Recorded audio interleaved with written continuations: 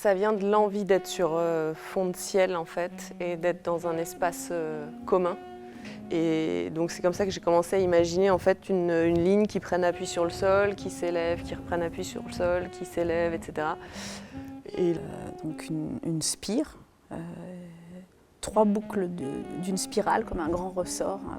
Là on est sur une imagerie cyclique où en effet quand on redescend c'est comme un minuit qui laisse place après à une autre journée ou une autre action ou un autre inspire-expire. Et c'est drôle parce qu'une fois un des spectateurs nous a dit, enfin c'était un tout jeune, qui nous disait « Ah c'est un portex !»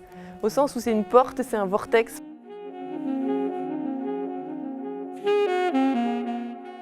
Il y a 5 acrobates et une musicienne qui font cette balade ensemble, qui cheminent sur cette ligne, qui fait ces boucles. Là. On a des points de rendez-vous, mais entre le point A et le point B, qui est un point de rendez-vous, on est libre en fait. Et moi, ce que je vis dans la spire, c'est que je me balade, je me balade avec 4 pattes, et puis à la verticale, puis à la diagonale, puis à l'horizontale, la tête en bas. Mais à chaque fois, c'est aussi différent. C'est de l'attention, du sentir en fait, du moment. Puis là, il y a une mouche qui passe, je vais aller la voir, et puis après, il y a des gens, il y a un regard qui m'attire, je vais aller le regarder, ça me fait me mettre dans cette position-là. Et puis on voit pas du tout toutes les mêmes choses. Enfin, il y a eu, par exemple, une fois, il y a eu un arc-en-ciel, moi je l'ai pas vu. On voit pas la même chose, mais pourtant on le vit ensemble.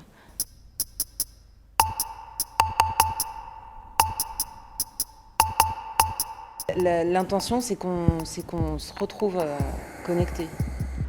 Je vais regarder comment elles attrapent la structure, comment elles se touchent, comment elles bougent. Observer où en est l'autre et qu'est-ce qu'il vit et si tout va bien. Mais il y a aussi, je pense, un goût ouais, je sais pas, de se rappeler que ce qu'on est en train de vivre, c'est un moment un peu particulier. Et du coup, de se redire, en fait, tout en étant suspendu. Là, on est à 6 mètres, nos mains sont à 6 mètres 40 du sol. Et on va lâcher une main.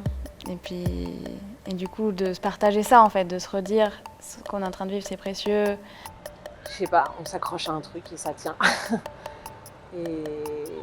Et des fois, par terre, ça part dans tous les sens, on perd le contrôle.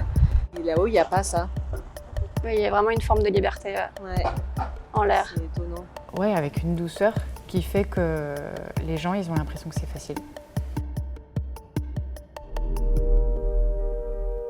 Il y a aussi, je pense, un dépassement de limites ensemble, porté par le son. J'ai tout de suite pensé espace sonore et pas musique au sens mélodique ou rythmique du terme. Et j'ai tout de suite pensé au fait qu'il fallait que la spire soit entourée des enceintes et qu'à l'intérieur de ça, on puisse créer du mouvement aussi.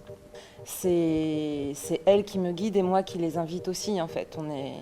Tout est élastique. Autant il y a un texte musical, mais il est élastique dans son déroulement. C'est une performance. C'est pas un spectacle. Toi, tu l'as vu. Hier, je l'ai vu. C'est ça qui est fou. Hier, j'étais publique et je savais pas quoi leur dire. Et puis après, j'ai dit mais c'est un ovni. Et il y a eu un commentaire, quelqu'un qui a dit à Chloé, j'ai l'impression que c'est pas un spectacle, mais que vous nous invitez dans votre monde. Ouais, en fait je crois que c'est ça qui nous plaît, c'est ça qui me plaît moi aussi. Travailler à imaginer des conditions de vie en milieu ultra contraint et comment même dans ces contraintes, une vie peut se déployer, même une sacrée dose de joie mêlée à beaucoup d'attention. En fait ça a été au-delà de ce que j'imaginais être, à savoir au départ un spectacle. Et c'est devenu une sorte de communauté de vie.